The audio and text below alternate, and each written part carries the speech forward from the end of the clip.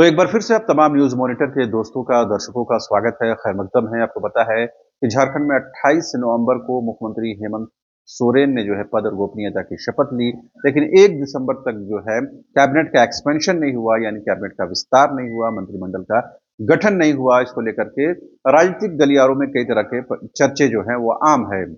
खास बात ये है कि झारखंड मुक्ति मोर्चा कांग्रेस और राजद और सीपीआई-एमएल के साथ मिलकर ये चुनाव लड़ी थी। लिहाजा घटक दलों की तरफ से अब तक मंत्रियों के नाम फाइनलाइज नहीं हुए हैं, जिसकी वजह से ये कहा जा रहा है कि मंत्रिमंडल के विस्तार में, गठन में देरी हो रही है। खास करके कांग्रेस कोटे के जो मंत्री होंगे, उनके नाम दिल्ली में तय होने हैं। लिहाजा उनके जो प्रदेश अध्यक्ष हैं केशव महतो कमलेश, वो नामों को लेकर के यानी संभावित नामों को लेकर के वो दिल्ली रवाना हो गए हैं। दिल्ली दरबार से नामों पर मुहर लगते ही ये स्पष्ट हो जाएगा कि कांग्रेस कोटे से कौन मंत्री होंगे।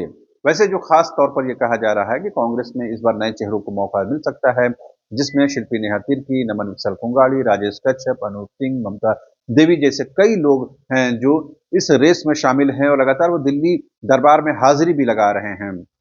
पुराने चेहरों की बात करें तो उसमें दीपिका पांडे सिंह हुए, इरफान अंसारी या रामेश्वर उरांव, ये लोगों को रिपीट किया जा सकता है और ये लोग कहीं न कहीं कंफर्टेबल तौर पर देखे भी जा रहे हैं।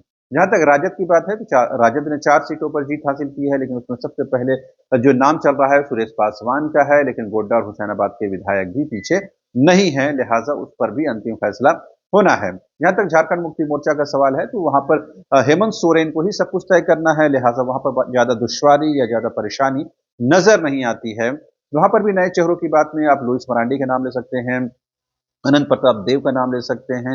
ये लोग कहीं न कहीं जो है आगे चल रहे हैं। पुराने चेहरों को भी रिपीट की जा सकती है, जिसमें खास तौर पर हफीजुल हसन है, दीपक बिरुआ है, रामदास सोरेन हैं। इन लोगों को रिपीट किया जा सकता है, लेकिन वहां पर ज्यादा परेशानी नजर नहीं आती है। ज्यादा जो हर्डल्स है, ज्यादा जो परेशानी है, वो कांग्रेस खेमे में है। कांग्रेस में कहते हैं कि एक अनार कई बीमार हैं और वो वजह से जो है कहीं न कहीं कांग्रेस जो है अंतिम रूप से कोई फैसला नहीं ले पा रही है और इसका कहीं न कहीं रिपरकशन भी हो सकता है कि जो लोग नाराज हैं वो कहीं न कहीं रिएक्ट कर सकते हैं। लिहाजा कहीं न कहीं पार्टी बहुत फूँक-फूँक कर कदम उठाती हुई नज़र आ रही है। लेकिन आपको पता है कि 9 से 12 दिसंबर तक जो है झारखंड में शीतकालीन सत्र होना है। लिहाजा 9 तारीख से पहले-पहले कैबिनेट का एक्सपेंशन हर हाल में हो जाना चाहिए, इस बात की कोशिश की जा रही है।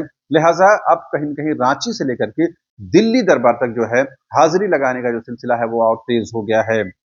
क्योंकि मुख्यमंत्री हेमंत सोरेन रांची में हैं, लगातार उनके जेएमएम के विधायकों, कांग्रेस के विधायकों खासतौर पर उनसे मिल रहे हैं, बातचीत कर रहे हैं। हालांकि फैसला तो है अपने-अपने पार्टी के कोटे के तहत ही होना है, लेकिन मुख्यमंत्री हेमंत सोरेन का कहीं न कहीं समर्थन प्राप्त करने की कोशिश की जा रही है। लगातार आप देख पा रहे हो, लगातार उनसे मिलने वाले कोई सिलसिला जो है, वो जारी है। जेएमएम से भी और राजद से भी यूँ कह सकते हैं और ख़ास करके ये कह सकते हैं कि अब कांग्रेस कोटे के जो मंत्री संभावित मंत्री हैं, वो कहीं न कहीं लॉबी में बहुत आगे निकलते हुए जा रहे हैं।